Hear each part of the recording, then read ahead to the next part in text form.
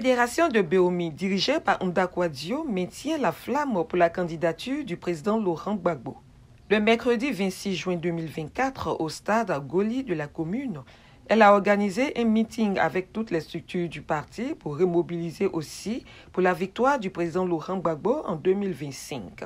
Le parrain de la cérémonie, le ministre Issa Malik Coulibaly, président de l'inspection générale du parti, avait à ses côtés l'inspecteur général adjoint, le professeur Soro Fatoroman, et le ministre Amani Nguessan Michel, vice-président exécutif en charge de la région de la vallée du Bandama.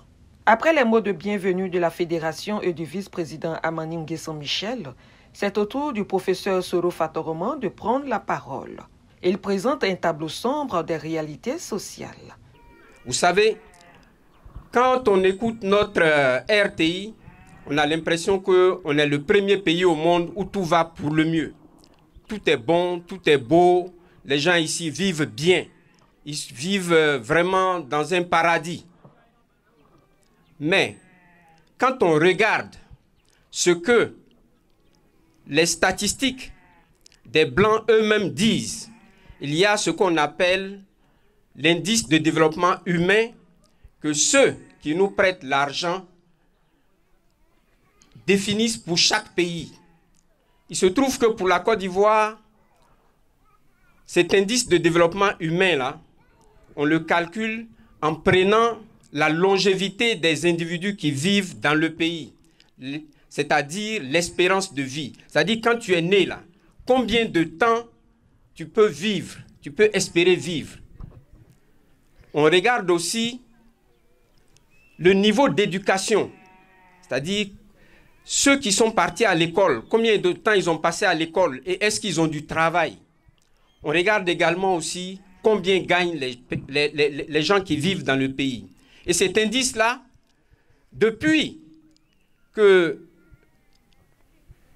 ceux qui sont là aujourd'hui sont arrivés, notre pays était classé 156e en 2011. Mais en 2023, on est passé à la 159e place sur 193 pays. Je ne sais pas si vous vous rendez compte. Mais on nous dit que tout va bien, tout est beau, que l'argent travaille. Mais ce travail-là, s'il n'arrive pas sur les gens, sur les personnes qui vivent là, le bien-être des gens, comment est-ce qu'on peut savoir que notre pays va bien? Mais la chose est encore plus grave. En 2024, la position qu'on tient, on a dégringolé, on est à la 166e place sur 193. Je ne sais pas si vous vous rendez compte un peu de la gravité de la situation. Il a exhorté la population à se préparer à aller massivement voter pour le président Laurent Gbagbo en 2025.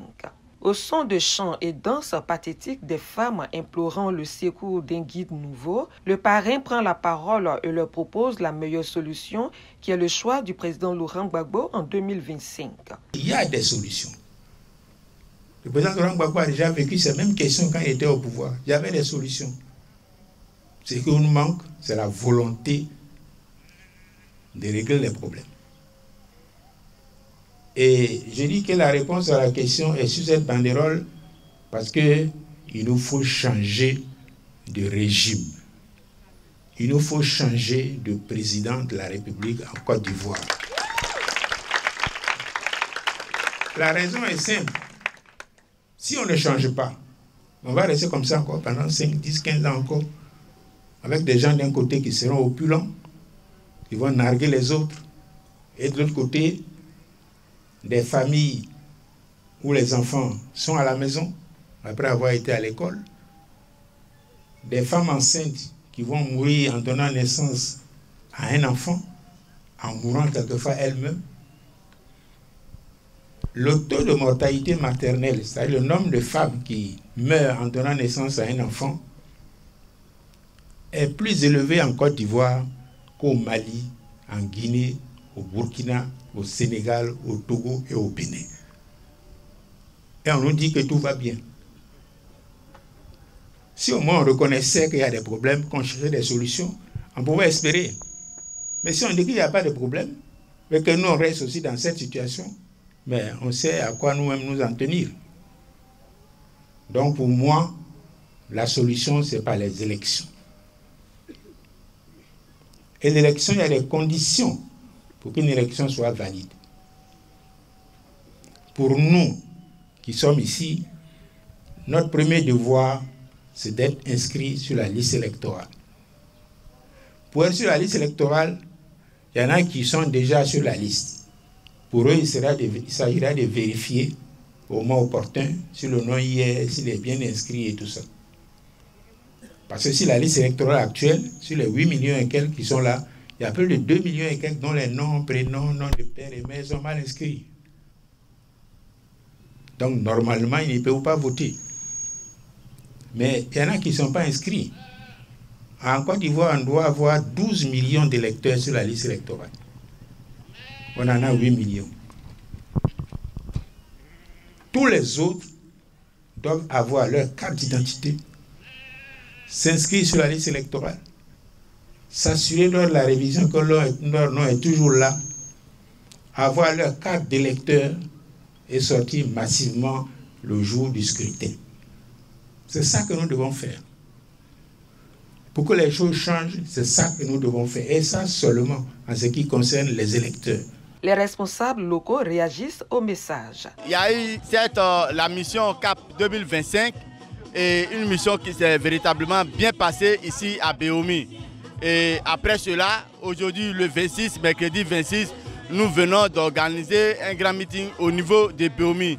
L'objectif, c'est de continuer, continuer l'information, la mobilisation, la sensibilisation et en tout cas la mobilisation, surtout la mobilisation de nos militants au niveau de Béomi.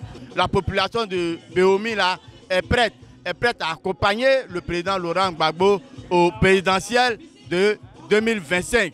Voilà, pour qu'au soir de ces élections de 2025, d'octobre 2025, là, le président Laurent Gbagbo puisse être vainqueur de ces élections. Un moment quand même plus important parce qu'il fallait délivrer ce message afin que la population puisse effectivement savoir où est la vérité et où est-ce qu'on va. Parce que tout le monde est dans le flou alors qu'il n'en est pas question. Oui, effectivement, il n'en est pas question. Ça fait mal au cœur, mais nous sommes quand même censés expliquer à la population où se trouve la vérité. Voilà. Donc en tant que fédéral, je mobilise et je dis à mes parents, voici la vérité. La vérité, c'est Laurent Gbagbo. C'est lui qu'il faut suivre. C'est l'homme de la situation. Quant à moi, c'est ce que je peux donner comme conseil à mes femmes. Ce matin même, je leur ai dit de faire des papiers et de se faire enrôler. Quant au vice-président exécutif en charge de la région, il a exprimé sa satisfaction. Béomi est tout à fait prêt pour porter Laurent Gbagbo au pouvoir parce que pendant ces 10 ans de pouvoir, on a vu en lui un homme de paix, un homme qui recherche résolument la paix.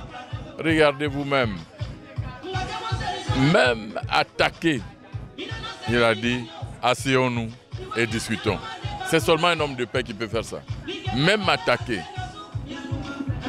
par une violence rare, Gbagbo Laurent a toujours riposté en disant, asseyons-nous et discutons. C'est cela l'homme de paix que nous voulons à la tête de la Côte d'Ivoire. En ce qui concerne les questions politiques, l'envoyé du président Laurent Gbagbo rassure la population de l'inscription du nom du candidat du PPACI sur la liste électorale.